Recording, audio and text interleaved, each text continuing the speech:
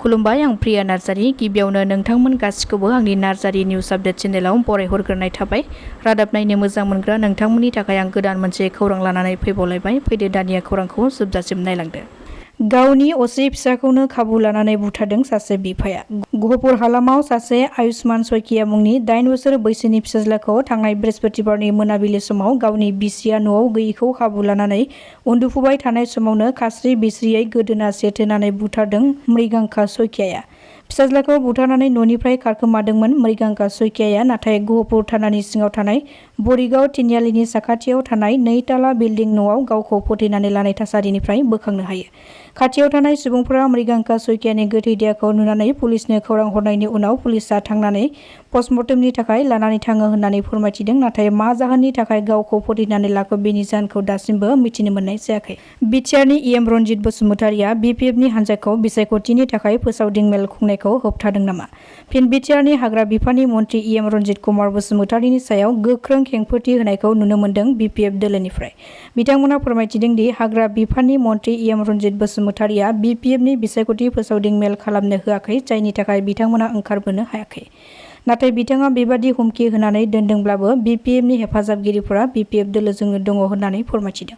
प्रमद बर'नि सोरखारा गोबां बिग मिशन होननानै ससियेल मिडियाफोराव फोसावबाय थायो, नाथाय बिथांमोननि बे बिग मिशनआ मोनसेबो आबुं नङा आरो बिथांमोननि मिशनआ गासैबो फेलार आरो बिथांमोननि मिशनखौ रायजो राजाफ्रानो नुबाय थादों होननानै फोरमायथिदों सेन्ट्रेल इयुथ बिपिएफनि नेहाथारि जितेन मोसाहारि बिथाङा। गिख्रंथाव लामा जाब्रबथायजों 2 लाइमोन सेंग्राफोरनि मादाव सासेया अबथिरायैनो जिउ खहा जादों। बाक्सानि भारत-भुटान सिमा हादोर गेजेरारि राजा लामायाव जादों बे गिख्रंथाव लामा जाब्रबथाया। जाथायनि बागै मिथिनो हानाय बादिब्ला 2 बाइकजों फैनाय सेंग्राया गंसे AS14R3885 नम्बरनि गंसे पालसार बाइकजों भुटाननिफ्राय पाठशाला फारसे थांबाय थानाय समावनो हरखाबै गोख्रैथिखौ सामलायनो हायैयाव जाब्रबथायजों जिउ गोमायो। बे लामा जाब्रबथायाव जिउ खहा जानाय 2 सेंग्राखौ सरना गामिनि प्रान्जल हिरा आरो सासेखौ पराग दास होननानै सिनायथिनो हादों। नांगौनि बांसिन गोख्रैथिजों गारि सालायनायनि थाखायनो सामलायनो हायैनि जाहोनाव लामानि डिभाइडाराव सौग्रावनानै बे जाब्रबथाया जानो मोन्दों होननानै फोरमायथिदों जायगानि सुबुंफोरा। जाथाय जानायखौ खौरां मोननायनि उनाव सिमला पुलिसआ जायगायाव थांनानै गावसोरनि मावनांगौ खामानिखौ मावदों आरो जोखोम जानाय पराग दासखौ देहा फाहामसालियाव दैथायहरो, नाथाय गुबुन सासे लोगो प्रान्जल हिराया जायगायावनो जिउ गोमायो। बालाहामायाव गिबि खेबनि थाखाय बरफ गोग्लैदों, जायखौ नुनानै गोबां सुबुंफोरा सोमोनांदों। बे दुंहाव बालाहामायाव हरखाबै मानो बरफ गोग्लैदों, बे मोनसे गिदिर सोंथि जानानै फैदों। बे हरखाबै बरफ गोग्लैनाया सुबुंफोरनि थाखाय खैफोद जागोन नामा, बेखौ लानानै गोबां सुबुंफोरनि सायाव सोंथि सिखांदों।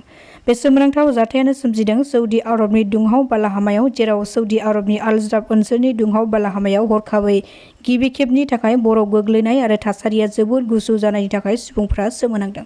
सुलुंनिफ्राय मिथिनो हानाय बादिब्ला थांनाय माखासे साननि सिगाङावबो सौदि आरबाव गोबां थाद'नाय गैयै अखा हाबाय थानायजों लोगोसे सारअन्थाइबो गोग्लैदोंमोन आरो मैया सौदि आरबाव हरखाबै बेबादि रानस्राव बालाबारियाव बरफ गोग्लैनायखौ नुनानै गासिबो सुबुंफोरा सोमोनांदों आरो बे मिथिंगायारि फोजोबस्रांनाय होननानै सन्देह खालामदों आरो गोबाङा बोथोर सोलायनायनि जाहोनाव जादों होननानैबो फोरमायथिदों। आयेननि बेरेखायै भारताव हाबफैनो नाजानाय 6 बांलादेशी सुबुंफोरखौ हमनो हादों आगरतलायाव। हमजानायफोरनि मादाव 3 हौवा सुबुं आरो थामथि आथोननि 3 सोद्रोमाफोरखौ इन्टेलिजेन्स इनपुटनि सायाव बिथा खालामनानै हमदों। मिथिनो हानाय बादिब्ला बे अपारेसनखौ सीमा रैखाथि हान्जा बिएसएफ आरो रेलवे रैखाथि हान्जा आगरतला जिआरपि जथायै संदाननानै हमनो हायो। हमजानाय सुबुंफोरनि सिनायथिखौ बांलादेशी नोगोरारि रुबायत हुसेन, जाकिरा तनबिर आहमेद आरो जकारिया महम्मद मुनिल हक होननानै सिनायथि होदों। पुलिसआ मिथिहोबावनाय बादिब्ला हमजानाय सुबुंफोरखौ आगरतला जिआरपि स्टेशनाव लांनानै सोंनाय-फिननाय खालामदों आरो बेनि बागै जिआरपिएस स्टेशनाव केस रेजिस्टार खालामदों आरो हमजानाय सुबुंफोरखौ बिजिरसालियाव लांगोन होननानै मिथिनो मोन्दों। दासिमनि खौराङा एसेनोसै। नोंथांमोना खौरांखौ नायनानै मोजां मोनदोंब्ला चेनेलखौ साबस्क्राइब खालामनानै लानो हागोन। गोजोन्थों।